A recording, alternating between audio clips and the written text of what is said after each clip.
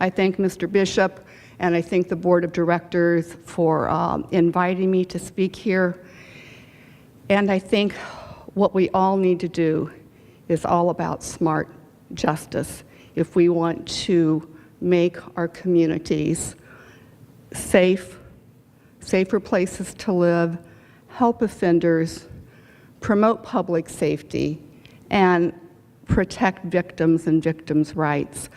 I will probably have a little different approach, sort of focused on victims and victims' rights. Let me see, there was a wonderful AV crew over here that helped me this morning.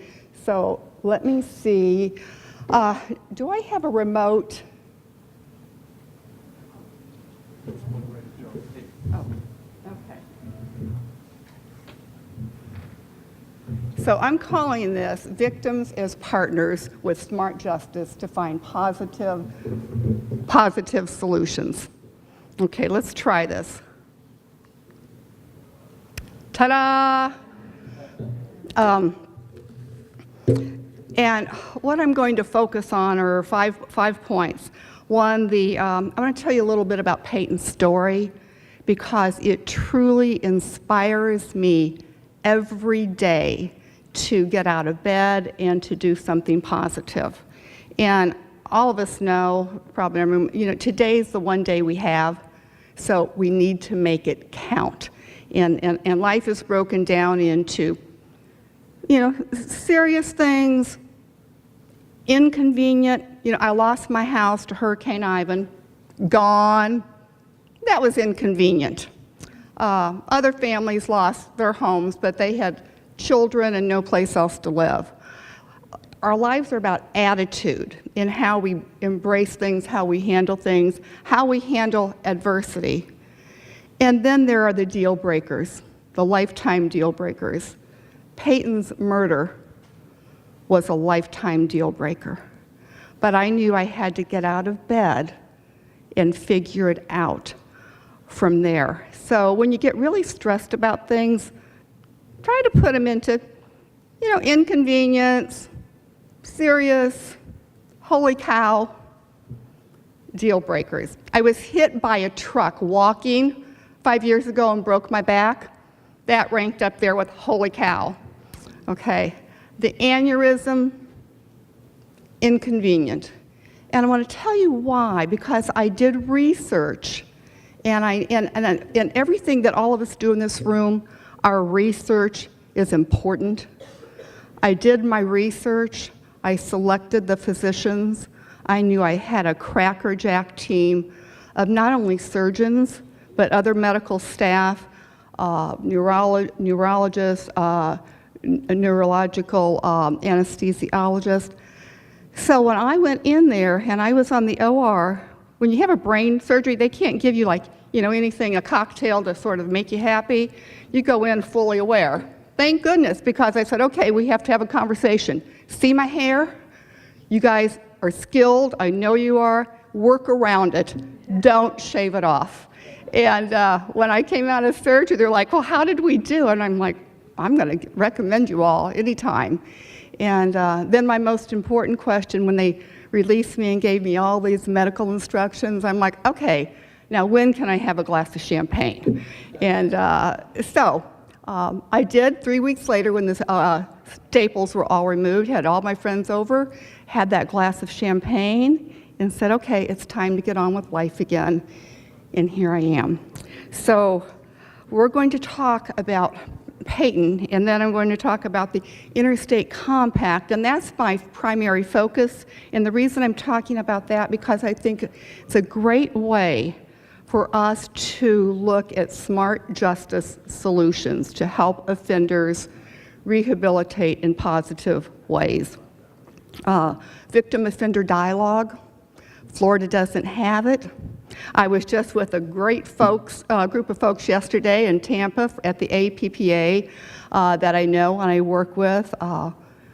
Texas does have, the great state of Texas does have a victim offender dialogue and mediation, and I think it's about time, and I thought, here, we have the right people in here, so put that on your radar, okay? I'm going to start stirring up trouble, and I know Agnes Fury is in here, somewhere, and we'll probably cause trouble in pairs on this subject because it is smart justice to have victim-offender dialogue. Impact of crime, talk about that a little bit, and trauma-informed care within our prisons, in our probation groups, and with our victims. So with that said, that's sort of an outline, and now let me tell you about Peyton's story. This is Peyton after being out all night.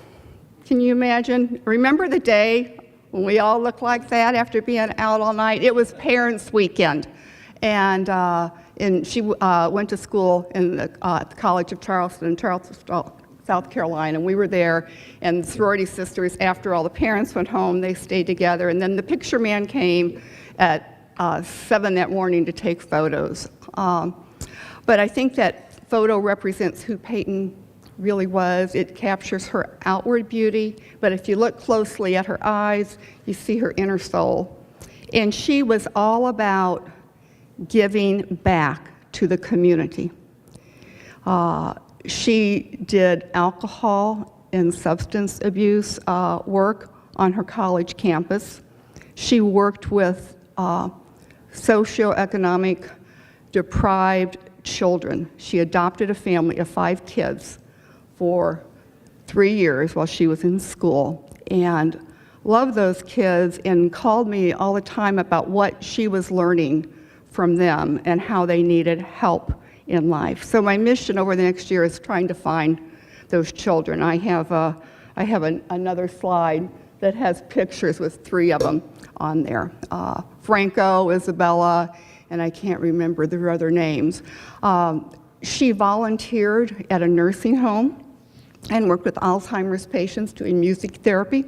She was blessed with an ear for music and could sit down at the piano that I bought with my garage sale money and could play anything. And she knew songs from the 30s and 40s and 50s. I was amazed how she could just sit down and play them. And she called me and she says, "You need to become an advocate for the elderly." And I said, "Well, I am." And he's called your grandfather, okay? And then she enjoyed her sorority, Chi Omega, and did a lot of philanthropic projects through them. She worked for the Habitat, with the Habitat for Humanity, my sister's house, and she had a real heart for abused children and women and domestic violence victims.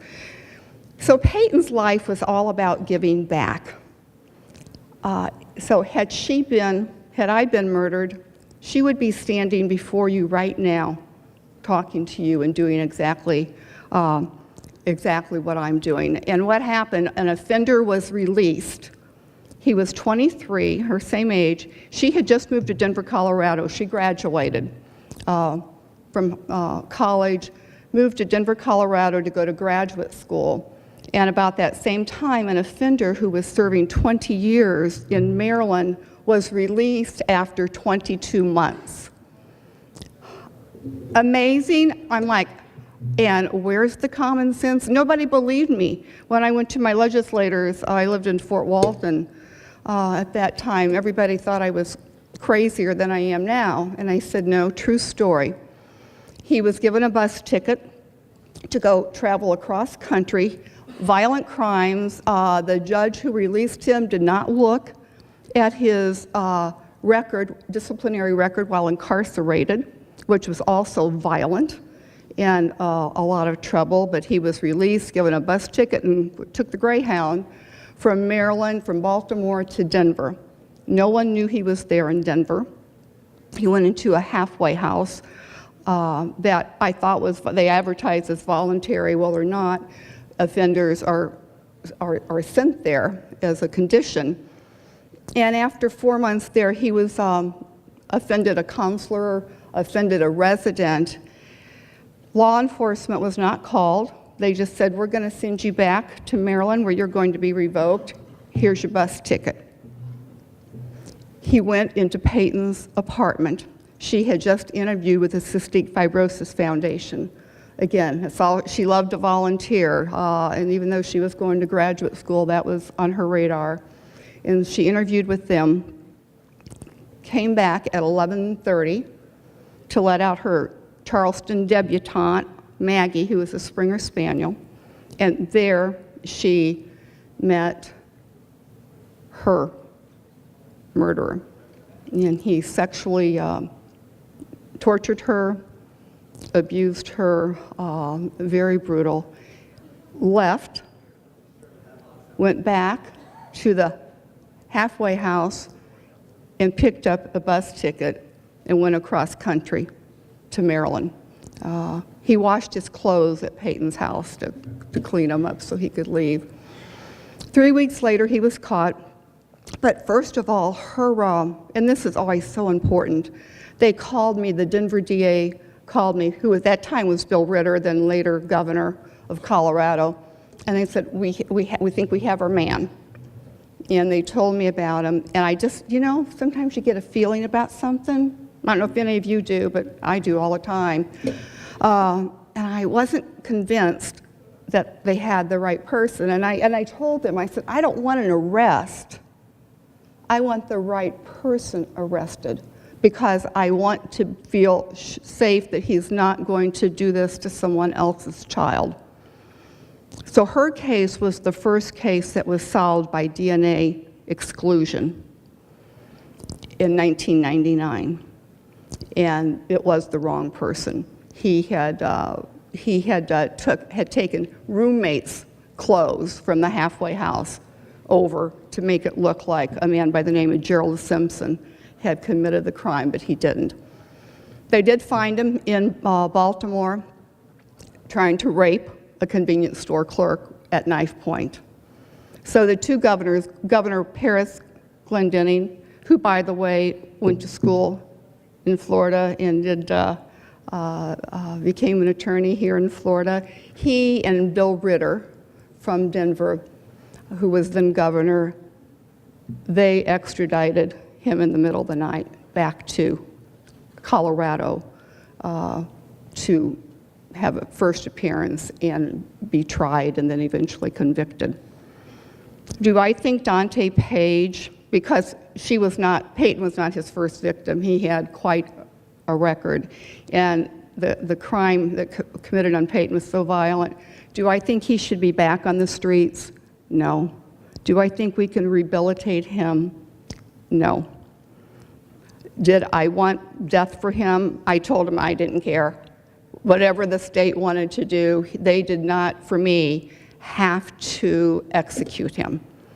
I said, that's not going to bring Peyton back. I hope at some point he feels remorse. But what does have to happen is that we have to make sure he does not return to the community.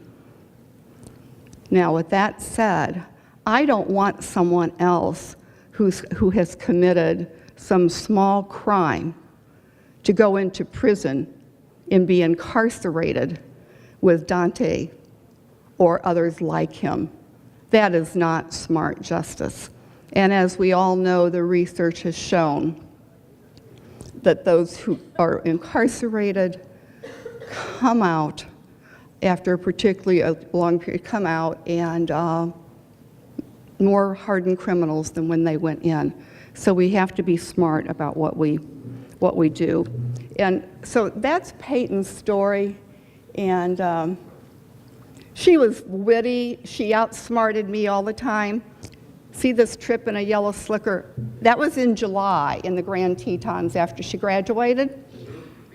I think that's what she wanted all along. But what she said on graduation, I was thinking luggage, right? Luggage sounds nice. She's like, well, I would like to go to Europe for 6 weeks. And I said, well, so would I. And she said, you're not thinking of going with me? And I said, no, somebody has to work to pay for this. But I put together a trip for her. I had her staying in a convent in Rome.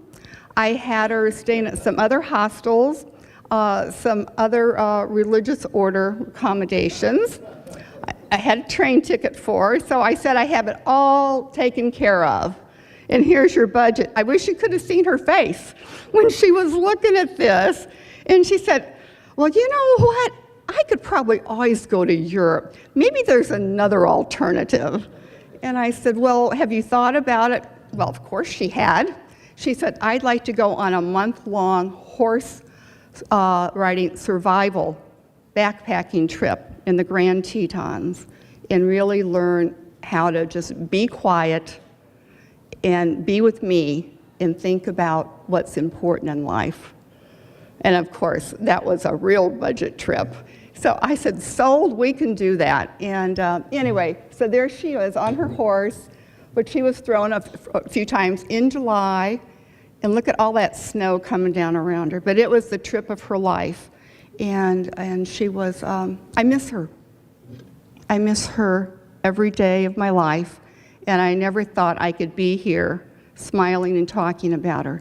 But and one of the reasons I do what I do is because of other survivors and victims that have helped me along the way. And so life is all about paying back and paying forward.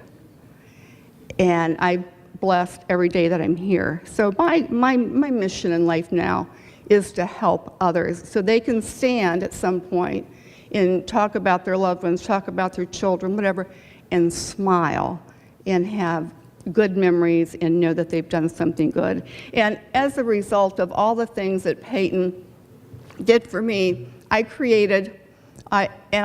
went around the country speaking, living in airports. I realized not only the emotional damage and distraught that happens to victims, but there's a financial price. I didn't work full time. My salary went from $70,000 a year to zero. I lived on my 401k, drove a broken down Honda Accord. Thank goodness for Honda, it kept running. And I lived by the grace of friends and family in the community that fed me, that were just there to support me. So with that, I have been able to go on and do what I do. And what I learned, the financial devastation, so without working all those years, I almost went bankrupt. I almost went bankrupt. Well, I didn't, and what I figured out how I could really help people was to create the Peyton Tuthill Foundation and advocate on the behalf of victims, cause trouble wherever I can, and give scholarships to children who have lost family to homicide. I have relationships all across the country with these kids now. They send me cards, they send me emails, they make crafts. This year, I have an annual fundraiser in Tallahassee, and 4 of them were there this year. And that has been a true blessing to help these children. And what is so amazing about it, they are amazed that people care, because this little foundation is all based on people making contributions. That's the only way it's run. And so far, we've managed to give almost $40,000 in scholarships. So the goal for this next year, come June, will be $50,000. But it has been a wonderful way to help, to find the need, and I think as we go through life, we all need to find the need. People ask me if I exclude offenders from this. I said, absolutely not. Absolutely not.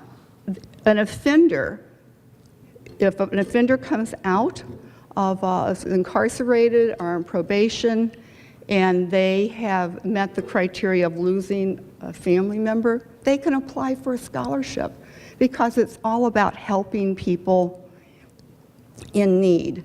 And we know in juvenile justice, love those kids. You've got to love all those kids. And I applaud Wansley Walter. She has been, I work at juvenile justice also. I wish I could find more hours in the day to fill in, but she has been my inspiration, my absolute inspiration with how she transformed that agency. And we're all about kids, because if we don't take care of our kids, we have no hope. That's where our hope lies, in taking care of them. And I see many of the offenders as, and I don't want to insult anyone, but big kids, people who have been traumatized in their life, many of them, and no one was ever there to take care of them, to guide them, to give them resources. Dante Page, the perpetrator that killed Peyton, I went back with the gentleman, the handsome gentleman that helped escort me to the stage, my husband, and we went and spent time in Denver. We went through and researched everything I could about Dante Page and his life because I wanted to know what could be done differently. And I see that with many of our offenders. No one was there to follow through to make a difference. You can see I have a PowerPoint, and I'm all over the place away from that PowerPoint. Take an ADD person and then give them brain surgery. You don't know what you're going to get. But juvenile justice is so important if we're going to change things for tomorrow. And so let me go back to this for a minute. So I became involved. I met with Governor Bush at the time to explain what happened to Peyton. And at first, and I met with Bob Porter. Some of you who've been in the Justice for All might remember Bob Porter. He was the bureau chief for the Interstate Compact at one time. And I went into his office and I raged at him. And he sat there and he listened to me and he didn't throw me out. Amazing. But that's the importance of listening to people. And from that point, I went on to devote myself. I was sponsored by the Bureau of Justice, the Department of Justice, and the National Institute of Corrections. And my mission became that I realized Peyton's murder was so preventable because Page should have never been in Colorado to begin with. And then once there, law enforcement didn't know the halfway house that at one point had a license revoked, did not follow through appropriately, and it was very preventable, and I had to find out why. As I looked at the compact, legislation's fine, and compacts are fine, but you have to have something that makes sense, and it's not just a knee-jerk reaction that has unintended consequences. So the compact looked at how it failed. There was no accountability, there was no enforcement, no teeth, and every state was doing something different. So what we were doing, and when I went to, I lobbied then across the country, and I was in Georgia with the Speaker of the House, and he looked at me and he said, well, he turned up his nose, and he said, I really don't care about Florida, and I really don't care about this compact. And I said, really? I said, well, good. As soon as I get back to Florida, I'm going to make sure we dump all of our offenders in your state then. And he goes, well, wait a minute, let's talk. And I said, well, are you sure you have an interest? Well, we talked. The next day, it was on the floor, and 2 weeks later, it passed. So, it's all about trying to figure out what's going to make people listen. And a lot of legislators, I couldn't get through to them, so I called their houses. And I talked to their wives. I had a call the next morning, okay? You have to figure out your resources. And you look at, you do whatever you need, as long as it's legal, okay? I'm not saying do anything illegal to make it work, though. So the compact, again, smart justice. I was opposed to the compact initially. I thought, how stupid. I think most of you in the room, knowing the story I just told you, would have been opposed to it also. But as I dove into it, researched, studied more, what I realized, if we did not have a compact, offenders are going to be just crossing state lines with nobody knowing and no monitoring and no supervision. And no conditions, and nothing that's going to motivate them to turn their lives around. So I became, at that point, after that research, full on board with supporting the compact.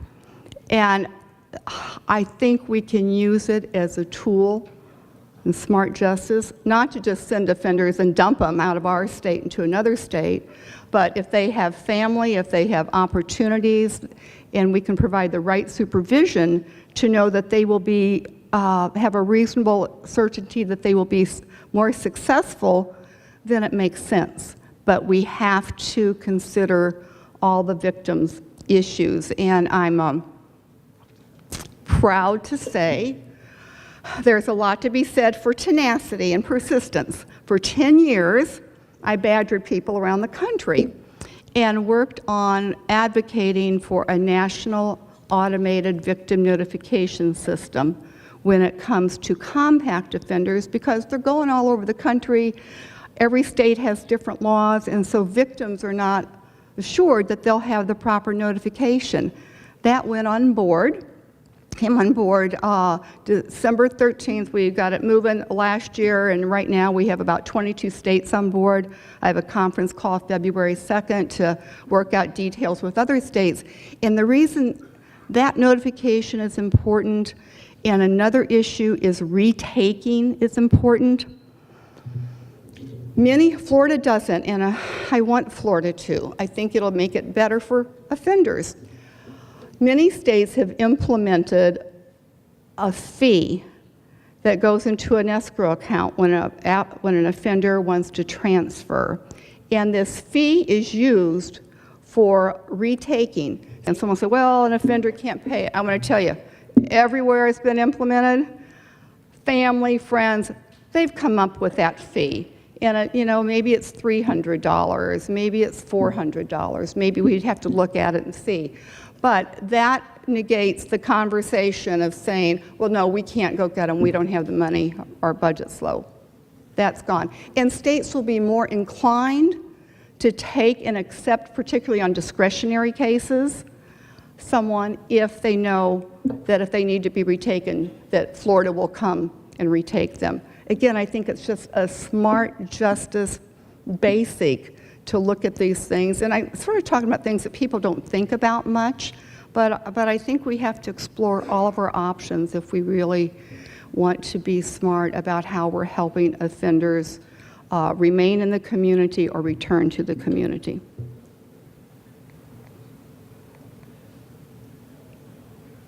The purpose is to provide supervision for offenders, and you say the word granted the privilege of transferring from another state upon their conviction. It's not a guarantee, it's not a right, but it's a privilege. And the compact has sole statutory authority. And I have a couple of other slides in here that, let me get to them.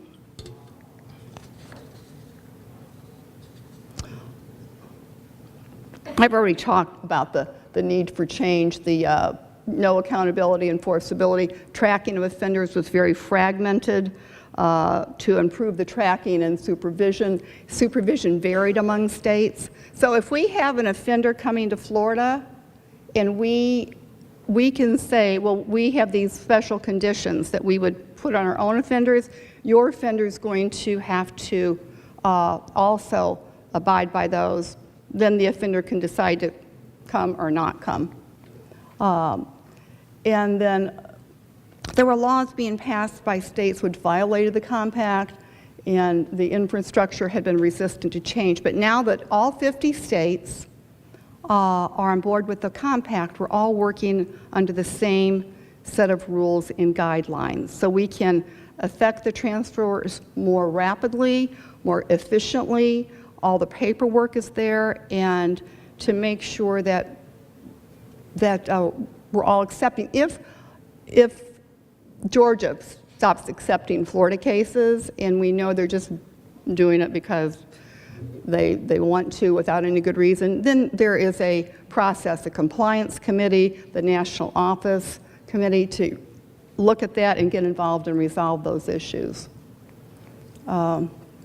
Public safety and protecting victims' rights, the major goal of the compact, to improve the accountability and to improve tracking and supervision.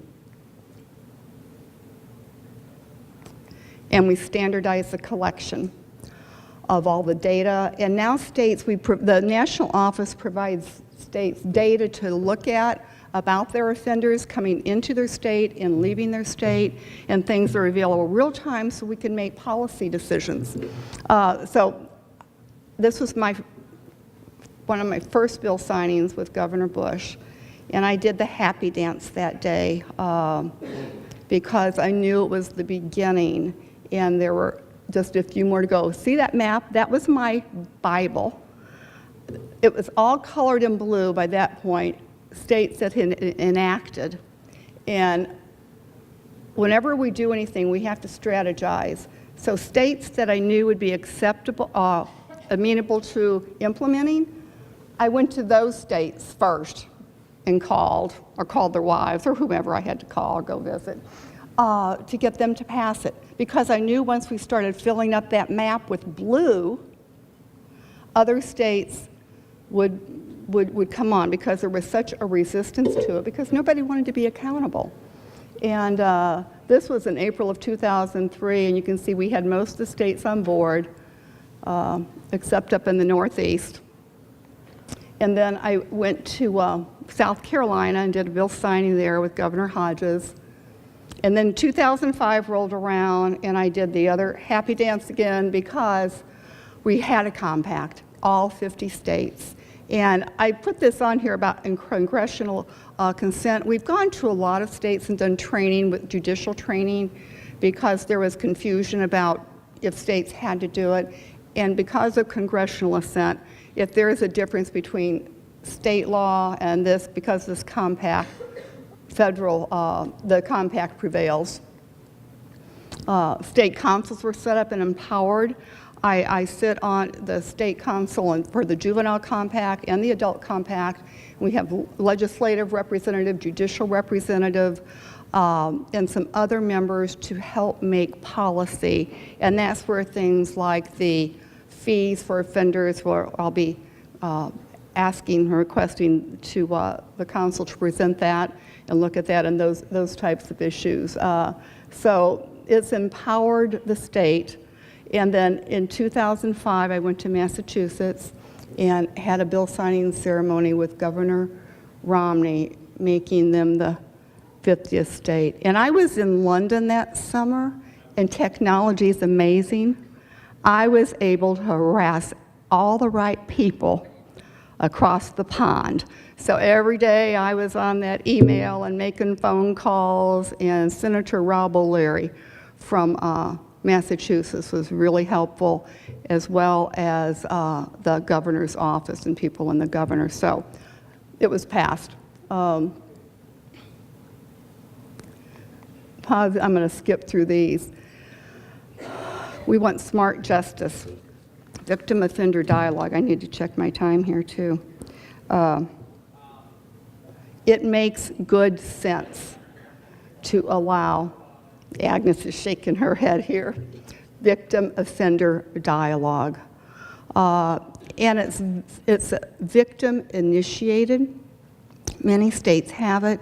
It allows the victim the opportunity to get a lot of questions answered that they have, and to sit down with a facilitator and meet with the offender. And for that to happen, the victim is prepared and the offender is prepared. It's not an opportunity to harass, abuse one another. It's an opportunity for a meaningful conversation. And I think in having that meaningful conversation, it opens up another door, and that door is for offender empathy and understanding of the harm that has been created and what can be done. I've been to Holman Prison in Atmore, Alabama. Most of the offenders there are life or on death row, and they've either murdered someone or sexually assaulted and rape. It was a frightening experience.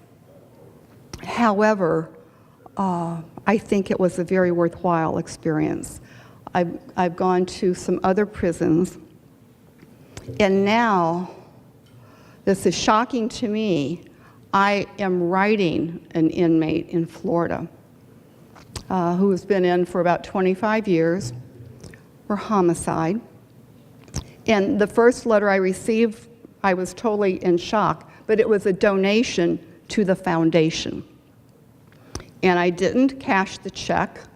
I couldn't, I was just so shocked, and I went through a real roller coaster. And after I thought about it, I thought, okay, get over yourself, Pat. This check will help a victim. That's what it's about.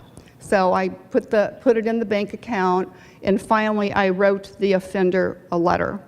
And I explained that it was I was totally honest. A few months later, I received another check to the foundation and an apology that the intent was not to offend me or cause me further pain. So about every 2 or 3 months, I'll write a letter and a correspondence. And I finally decided to ask him, and he's in a sort of an honors program. I wanted letters from other offenders about their life from the time they were childhood. So right now I have 25 letters. And many of you in the room may know Sha'iri Turner, who was with the Department of Juvenile Justice and then Department of Health. And I talked to her pre-aneurysm in July for a date, early October, which we had to postpone. I wanted to sit down with my letters, and I've been summarizing them and reading them. I want to look at them and see and maybe there's nothing to learn from them, but maybe there is. And I want us to look and understand, again, because I think had there been intervention with Dante Page, he might not be in prison today, and Peyton might be alive. So this communication and letter is a source for me to try to better understand. And understanding, that's what we all in this room have to do if we want to have smart justice, is listen and understand so we can make informed decisions and if we're going to make powerful changes. And now he's donated almost $500 to the foundation, and that'll provide half of one scholarship. So I think I understand, and he's not looking to get out, but he finally said, I have empathy, and I'm so sorry for the harm I have caused and the pain that I want to try to make it up in some small way. So I do think victims working with offenders can be very powerful and very positive if we want to, and whether that, and in juvenile justice, I did impact of crime programs with our kids, and I loved it, absolutely loved it, and looked at their stories that were heartbreaking, and had to learn all about trauma and not triggering their trauma and listening to them. This is a little thing, but I just have to share it. I went and I introduced myself to each child, and I held out my hand to shake their hand. They were sort of standoffish, surprised, because they were expecting I was going to come into the room and yell at them or be angry with them. And that wasn't the purpose. That anger would not have produced any positive, but I wanted to explain harm to them and positive solutions and changes, and hope to inspire them to change and redirect their life. And when I go into the prisons and talk to offenders, somebody say, why would you do that? They're in there for life. Well, because they have families that are not in there for life. They have families on the outside. And if I can plant seeds with them to inspire their relationship with their sons, daughters, nieces, nephews, grandchildren, whatever, family members, to do something different, then that's fine. I've accomplished one little goal. And you know, it takes a village, as we all say now, and it also takes baby steps. Be happy with the baby steps you take and the successes. And don't discount them. Celebrate them and build on them. And as with all of you here, a network of people to take all those baby steps and make positive decisions, positive change and influence. And I keep going back, we have to start with our children, but we can transfer that to working with young adult offenders also. Okay, let's take a surprise and see what the next slide is. As I've talked about, for the victims to have the safe, structured, face-to-face meeting with their offender in a safe environment, you know, and it really does promote healing for everyone, because a victim, when they do this, they want answers, but they're also trying to heal themselves. And I think when an offender is ready to do this, because I think offenders, believe it or not, as those children expressed to me, the juveniles, share some of that hesitation, fear, and you think, how would they fear? But almost an intimidation, thinking that this victim may be in their face screaming at them, and there's nothing they can do about it because of the environment they're in. Again, it's all voluntary, and the offender has to agree also. And the difference between mediation, and I know a lot of the counties in Florida use mediation when, during that arrest and sentencing phase, is not to compromise or resolve the conflict, but to help the victim after the crime is committed and the offender has been convicted. 3 goals: support the healing, provide a safe place for controlled setting, allow defendants, offenders to learn about the impact of crime. If we want to try to develop that empathy, they need to understand, and we're not going to bat 100% all the time. That's okay. That's okay. But if you get 10%, that's great. Maybe you get 20%, but it's a few more people that are going to make different decisions in their life. And allow them both a chance, both the offender and the victim, to address the harm that was caused. And I feel in this communication that I've had ongoing now for 2.5 years, that it's an open, honest dialogue where that harm is being addressed. And I'm very honest in what I'm putting out there to this individual, and his realization that no matter how many things he does and how, if you will, good he tries to be, the fact is he killed someone, and he's going to be seen within the prison system and by others on the outside as a murderer. And I addressed him and I said, I can't address or do anything to change that. I think your assessment's probably accurate, but you can redefine yourself and continue doing what you're doing and be someone else, because you're the one that has to deal with yourself every day. And knowing those boundaries that he's in, just as all of us, all the decisions we make, we're the ones that have to live with them. And hopefully we're not causing harm on anyone else and making them live with them. Yesterday I was in Tampa at the APPA Midwinter Summit. I sit on the Victim Issues Committee of that group. And National Institute of Corrections, they're working on a project right now that they are going to The National Association of Victim Assistance Professionals, I belong to that group. I'm going to be speaking in May in Baton Rouge. And they do tremendous work and have a huge organization across the country of people involved in victim services. They're working with NIC and are going to be looking at putting together a certification for victim offender dialogue.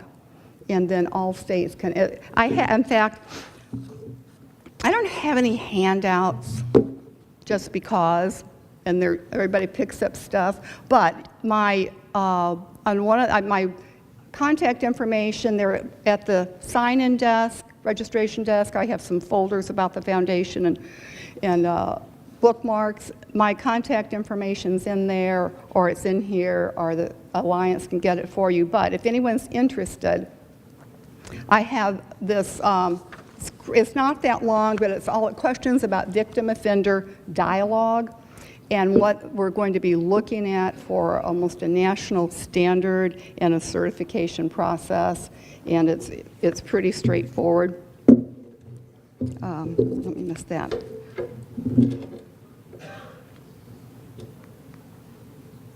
Impact of crime, I've really talked about that, and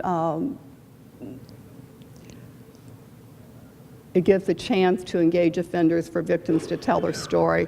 I think impact of crime is very, very important. It's been going on for years around the country. It needs to continue.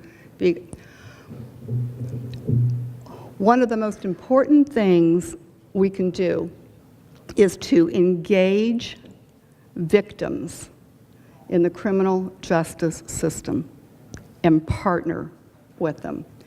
All across the country, there are so many adversarial relationships between law enforcement, some DA offices. It's like, oh, it's that damn victim again. I'm not in.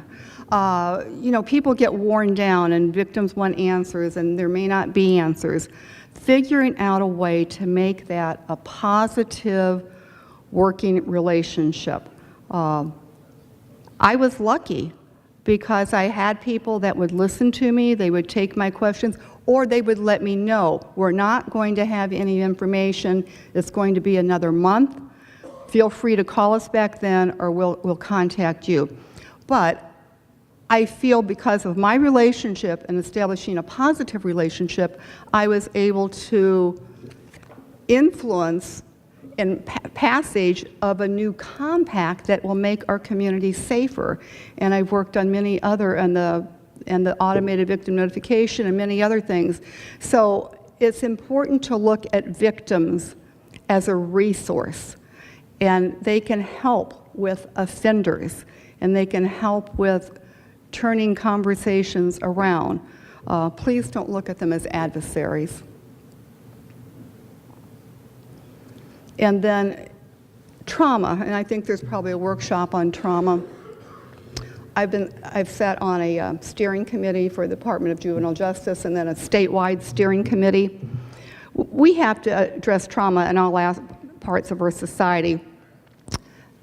In juvenile justice, in the adult system, not only for offenders, but our delinquent children, but for our staff that work with them and our providers, because there are all kinds of triggers, and sometimes our staff responds with their own trauma and responds in an inappropriate way. The APPA is working on a major project, and we're all of us throughout the country, the victims, we're providing input on trauma and trauma-informed practices and what we're doing, and want to put out recommendations, particularly for those in corrections, all aspects of corrections, to address those issues and hopefully make everyone's life easier and more meaningful by recognizing the harm and trauma that people have. And most of our kids that come into the system, we know they have trauma. And so it's important to recognize that and understand the behavior and learn how to work with them. This is the, I'm sure I'm repeating to the choir here, but smart justice begins at the time of the arrest. for both the offender and the victim, not at the back end. Not at the back end, the moment it happens. And that means staying informed and knowing what's happening, and in many cases, working out solutions together for what the victim wants. Always ask the victim what they want. You might be surprised. I think the DA, Bill Ritter, was surprised, and he said, "Do you want the death penalty?" And I said, "It's your call." I said, "It's not going to bring Peyton back." I said, "What I want is justice, and what I want to know that he will not be able to do to another family or person what has been done to Peyton." So I think they were a little shocked at my response also. And we need to provide a process of listening. None of us listen enough. We need to listen to what the offender is really saying, what the victim is saying, and what those we're working with, what we're saying, and making assessments.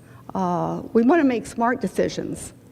We don't want to make the wrong decision for a violent offender and been reading about it in the newspaper the next day or the next week. And to provide the services. And so we can do all those things. However, there is one other really important piece, that is follow-up. Then just don't forget it. It takes constant follow-up and reinforcement in making these solutions work. Woohoo! VOCA. We now have $3.5 billion, an increase. It was $745 million, 3 times.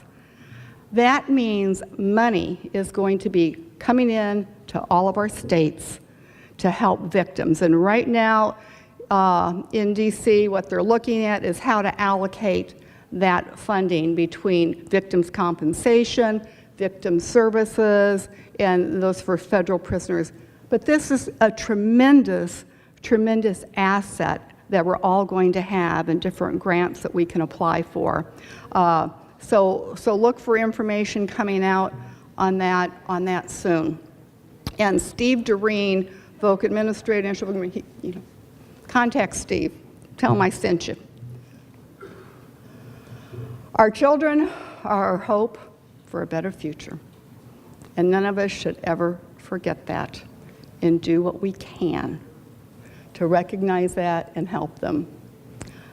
Peyton Tuthill Foundation promotes public safety, advocates for victims' rights, and provides scholarships to children left behind by homicide.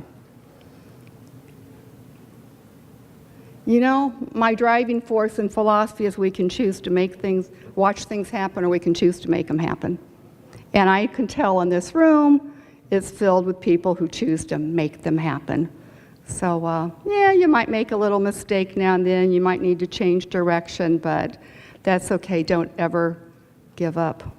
Life is truly a gift, and make each day count. Just watch out for those holy cow moments. They might get you. And there's my contact information. Thank you.